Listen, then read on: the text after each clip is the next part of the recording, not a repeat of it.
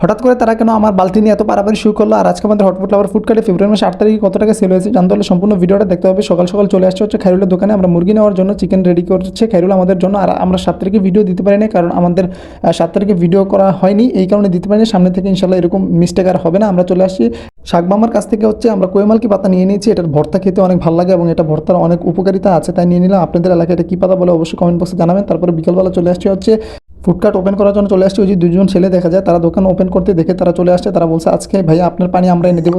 তারা হচ্ছে এলাকার ছোটো ভাই, তারা আমাকে হেল্প করছে। এবং তারপরে এই যে দুজন মাদ্রাসা স্টুডেন্ট চলে আসছে, 2টা বার্গার এবং হচ্ছে তারা হচ্ছে ফ্রেঞ্চ ফ্রাই এবং চিকেন ফ্রাই খাওয়ার জন্য তাদেরকে দিয়ে দিলাম। তারপরে এই যে মাগরিব নামাজের সময় চলে আসছে, এই যে আমাদের দৈনিক আমাকে এসে ডিস্টার্ব করা, বলছে চলো নামাজ যাই। তো তাড়াতাড়ি নামাজে গেলাম। নামাজ পড়ে এই যে ভাই চলে আসছে।